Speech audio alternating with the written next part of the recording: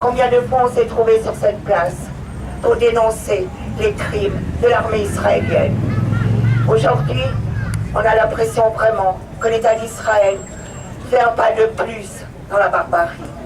Aujourd'hui, elle attaque des militants comme vous, comme nous tous, des militants qui ont mis toute leur détermination, tout leur cœur, toute leur énergie pour apporter de l'aide.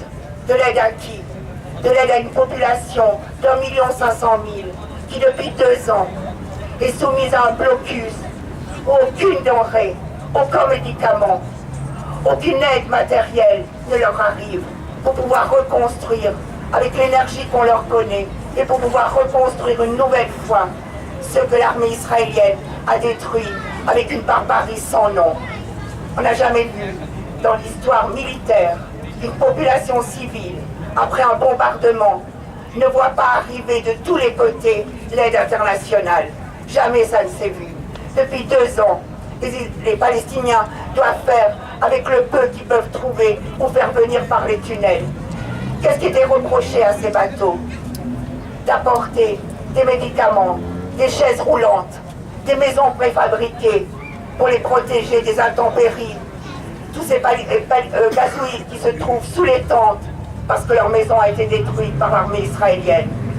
C'est ces militants-là qu'on a attaqués, et qu'on attaque avec la plus grande sauvagerie, et qu'en plus, on essaie de présenter au monde comme étant des terroristes. Y a-t-il ici parmi nous des terroristes? Non. Y a-t-il parmi nous des gens qui refuseraient de fermer les yeux devant ce qui se passe là-bas? Non. Nous sommes tous des militants, nous sommes des militants aux côtés des Palestiniens. Il y avait sur ces bateaux la meilleure conscience de l'Europe, les meilleurs militants qui ont montré leur détermination jusqu'au bout.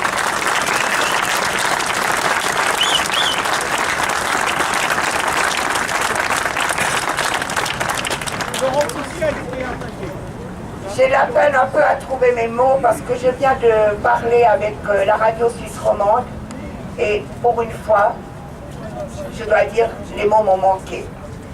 Parce que ce que j'ai entendu, aussi bien de la part du journaliste que d'un monsieur dont je ne connais pas le nom, qui se dit consultant pour les ONG en communication. Je ne savais pas qu'on avait besoin de cours de communication, nous on parle avec notre cœur, quelquefois avec nos jambes quand il faut marcher, mais en tout cas pas avec ce genre de communication.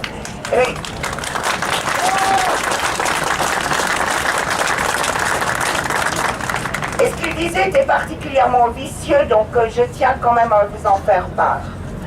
Au fond, si cette tragédie s'est déroulée cette nuit, c'est parce que les militants ont cherché à faire une opération médiatique. Et donc, en faisant cette opération médiatique, qui devait leur rapporter, je pense, beaucoup d'espèces sonnantes dans nos petites crousilles, ne se sont pas rendus compte qu'elle faisait de l'ingérence politique, compte tenu qu'elle allait violer une législation israélienne. C'est donc de l'ingérence politique. Et j'ai juste eu le temps de poser la question à ce monsieur.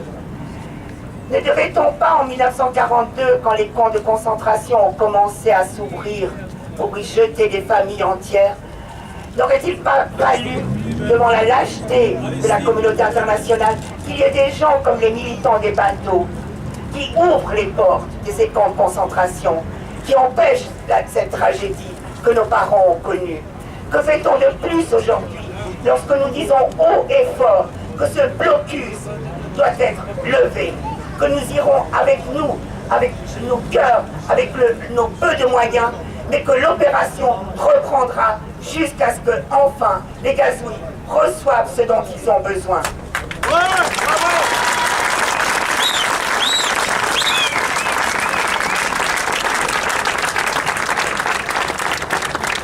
Ne vous désespérez pas.